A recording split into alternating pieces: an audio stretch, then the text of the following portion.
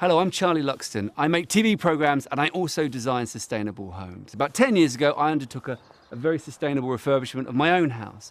But I want to show you some other examples of things you can do to homes that range from 1960s to Victorian right through to thatched cottages.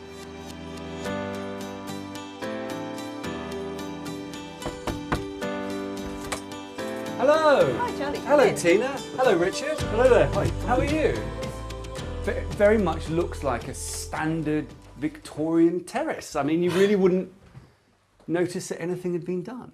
No. I mean, I suppose that was one of the aims, wasn't it? That, to keep it, quite low key. So you loved your house as it was, but it just wasn't working well enough for you as a kind of a warm home. Yes, I mean, we liked the way it looked, but the way it was performing, it was, we were getting mould on the walls because the walls were damp because they were cold, and that was just fairly horrible. So what are the main moves that you made?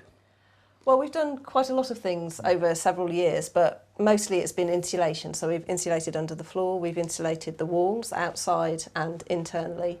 We've also added things like renewables, so we've got solar photovoltaics generating electricity, and we've got solar hot water as well.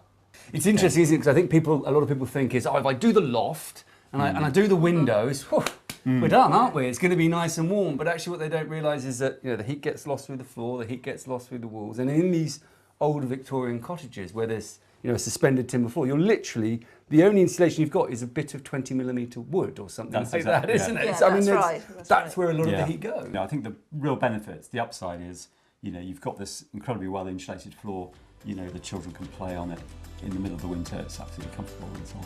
It's just much more thermally comfortable, so you haven't got cold spots, you're not getting cold as you sit closer to the walls. And it's just more pleasant to be in a cosy home. Hi Charlie, come on in. Hi Charlie, Tim, nice to see you. It's really just one big open plan space, isn't it? A big sort of family space. Yeah, absolutely. It wasn't. The whole family used to sort of gather in this little small, dark and very cold kitchen, and we did so because that was actually the warmest space in the house. So really you had to sort of move it out of that 1960s cellular box room layout and make it something different in order to fit you and the two kids in, to make it a family home. So what did you do? Because you've done a very deep renovation, haven't you? A deep green renovation. We insulated the roof, the walls, the floor. We put new triple glazed windows in. So it could just sit and just retains the heat that we gather through the day through the bigger windows. So we get the solar gain, and then of course we get the heat. If we light the wood burning stove in the evening, it stays warm. What about energy consumption and production? As well as the wood burning stove, for the summer months we have solar hot water. That means you don't have to light that and get too warm. Exactly, yes.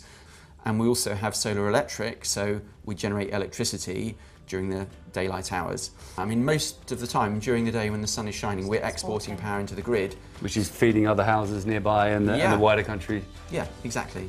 What has been the transformative effect on the quality of life within the home? It's such a nice space to be in. It's light and it's airy and it's warm, and we don't worry about going to a room upstairs that might be freezing cold.